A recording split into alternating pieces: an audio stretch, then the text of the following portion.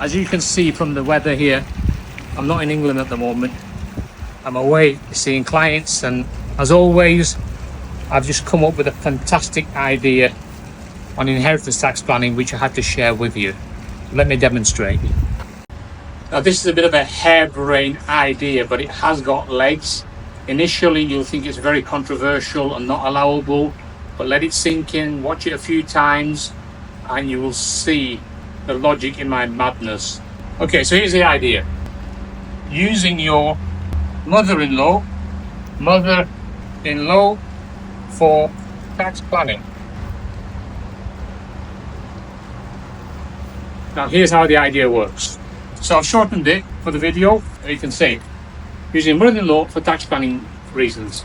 Now, here's an idea how you can completely legally avoid any inheritance tax your mother-in-law could potentially pay on death. So let's have an example. Say your mother-in-law has got assets worth £5 million.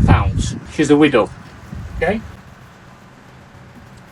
That would result in inheritance tax of potentially, there could be a £2 million inheritance tax liability. Quite substantial. Now, here's the idea of completely extinguishing that. Normal circumstances. We've got husband and we've got wife. If they've got assets worth, say, 5 million again, £5 million, and say, for example, the husband dies because of what's called spousal exemption, the wife inherits the whole 5 million and there is no IHT. Simple. Here's where the harebrained idea comes in. Say this is your mother-in-law. All you have to do, because of what's called spousal exemption,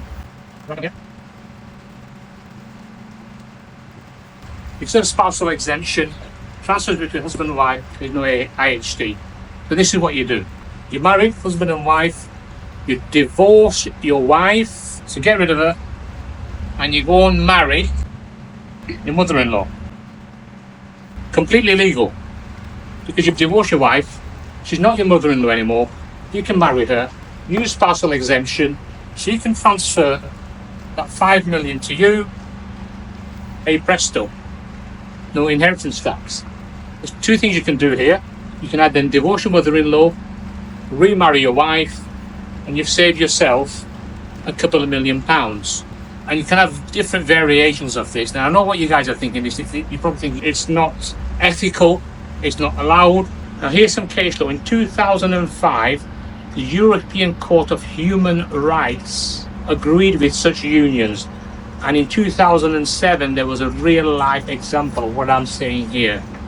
So, joking aside, if there's substantial money involved, the marriage and the divorce is a paper exercise. So is tax planning, paper exercise. Carry out this paper exercise, save the money. If you want any more advice on this or any other queries, you know where I am, drop me an email.